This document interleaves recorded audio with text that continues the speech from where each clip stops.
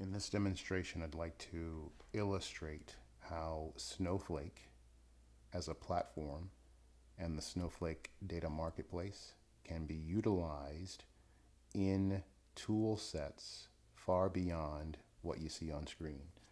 Currently, you are looking at the Snowflake Snowsight operator experience. We've landed on my Worksheets node where I've got a number of worksheets. We can build dashboards, access our various data elements. But in this demonstration, I want to highlight, first of all, the Snowflake Marketplace. Snowflake Marketplace is an area where our customers have chosen overwhelmingly to share information with their extended ecosystems. You can see that we've got a listing of the most popular data elements. We can scroll down to see featured providers and other things. We can also search for specific data sets. And in this demonstration, we're going to do a search for RepRisk. We see that RepRisk is sharing a number of data products, one of which I've already installed. If I go over to my data node, I can see that the ESG risk data database is already installed, and I can expand that to get to more detail.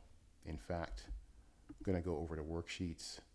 I'm going to create a new worksheet, navigate the ESG risk data, and I want to place the name of, let's say, this table into my editor. I'm going to copy that name to my clipboard, and instead of using Snowflake's Snowsight interface to query the data, I'm going to hop over to Databricks notebook powered by Microsoft Azure. And you can see that this notebook does some simple things, but I think by the end of the flow here, you'll get the point.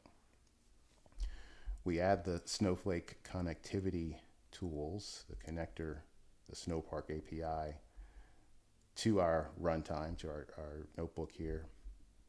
We also set up a dictionary to authenticate to Snowflake, and in this case, I'm getting my credentials from Azure Databricks. We will import a few libraries, modules from the Snowpark library so that we can utilize them to access the platform. And we'll go ahead and create a session.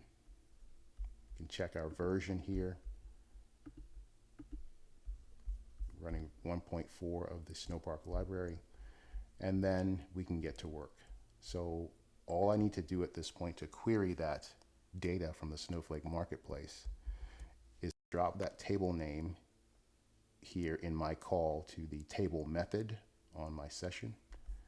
We'll go ahead and run this. From here, I'll go ahead and show a header, if you will, of that table by running this cell, which calls the show method on the Snowpark Dataframe. And just like that, I've got a representation of a few records from the data set provided by the Snowflake Marketplace. So to recap, Snowflake as a platform is available on any of the big three cloud providers. In this case, we are demonstrating the ability to access data provided via Snowflake and the Snowflake Marketplace from a Databricks notebook running on Microsoft Azure. The moral of the story here is, yet again, Snowflake is just another service on our customers' cloud platform of choice. We aim to be a complementary solution to the decisions that our customers have already made or are heading toward. Thanks for watching. You'll see me in the next video.